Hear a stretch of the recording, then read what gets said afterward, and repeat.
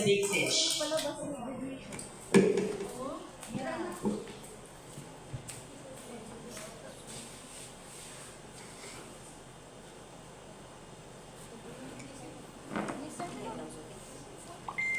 Yuan, anak, pwede ba kita mautusan sandali? Wala na pala tayong bigas. Bumili ka muna kay Aling Tinay. Wait lang ma, pa-engine na to, baka mayapkay ako.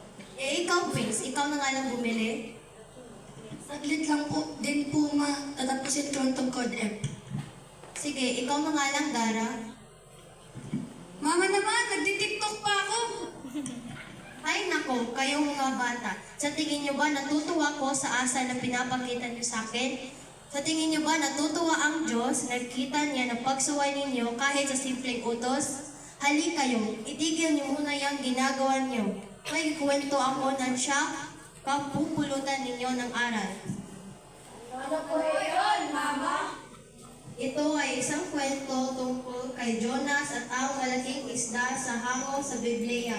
Isang kwento patungkol sa kalangahan ng pagsunod ng utos at kaparusahan sa pagsuway.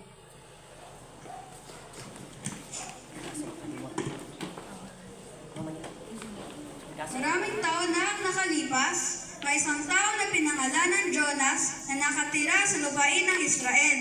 Si Jonas ay isang propeta, isang mensahero ng Diyos. Isang araw, kinausap ng Diyos si Jonas. Jonas! Sino yan? Sino tumawag sa akin? Ako ito.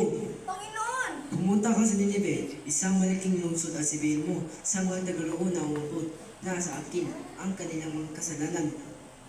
Panginoon, doon nakatira ang mga kaaway na lumusot at pumatay ng mga tao niyo. Jonas! Hindi! Ayoko! Hindi ako pumunta sa lugar na yun! Wasakin niyo ang lugar na yun!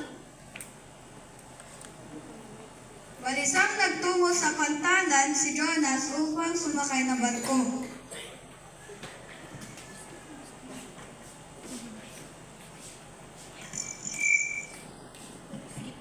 Aalis na ang barko, sakay na. Kapitan, supang lakis na ng alon. Itapon ang pwedeng itapon para hindi tayo lumubog. Dito, tolong dito.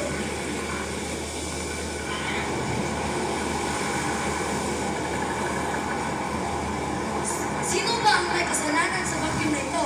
At saan ang taong iyon? Nasa baba, Kapitan. Tayo at puntahan na natin siya.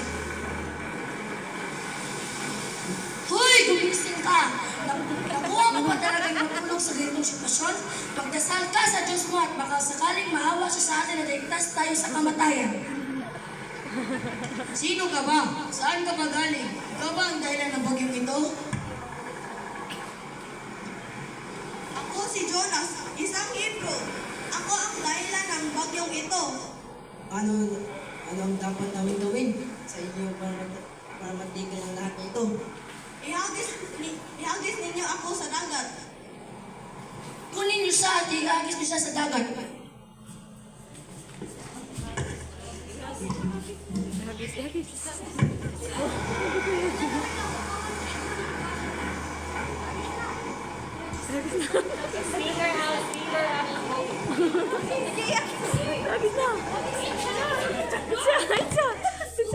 Tuluyan na ang inihagis sa mga marino si Jonas at nanatili sa loob ng tiyan dito ng 3 araw.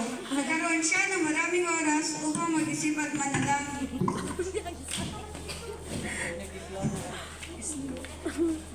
Yung katugikan.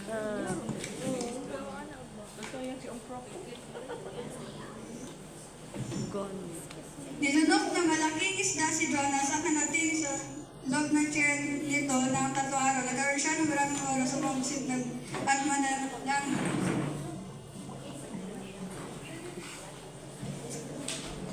Ata sa'yo.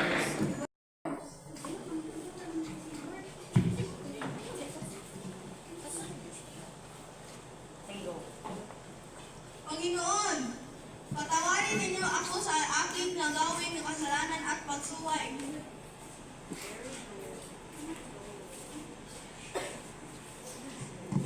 Hawa na yun!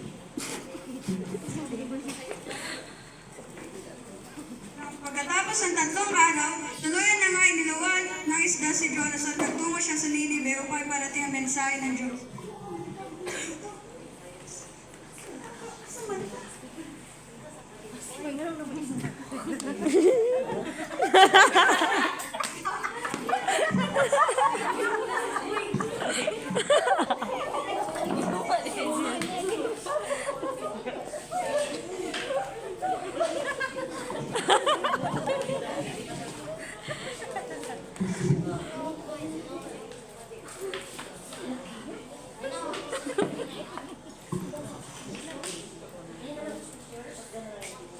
Louder.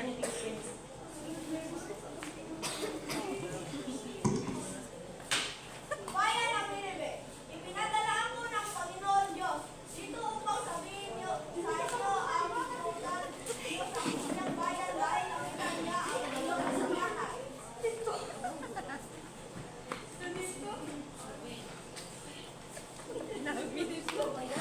Ano daw? Bawa sa akin? Mga taga-Ninive, dahil sa araw na ito, ang lahat ay taimtim na mananalangin at pagsisiya ng kanilang mga kasalanan. Panginoon, patawarin niyo kami, tulungan niyo kami, Panginoon.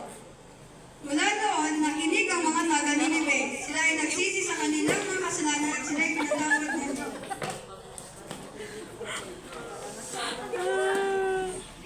Ano pa?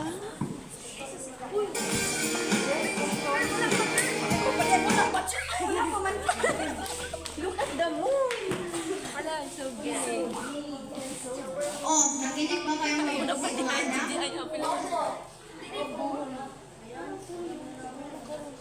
Nakita ninyo ang buwan? Oo, ma. Full moon ka rin.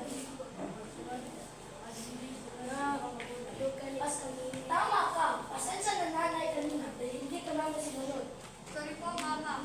Ayos lang yun mga anak.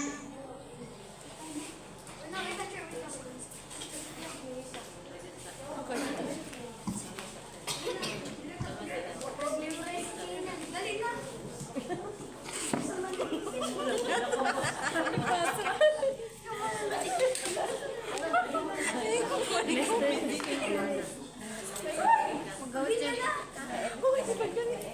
Maglinya na daw, Prince. Danica Vilani Santos bilang nanay at mamamayan ng Ninive, Ellen Otero bilang Jonas, Prince Lian Abayo bilang kapitan ng barko, hari ng Ninive at anak, Juan Piano bilang marino, anak, mamamayan ng Ninive, Carl Gaysenbaum bilang boses ng Diyos at mariliwan, at ako bilang tagapagsalaysay at anak 3. Kinan.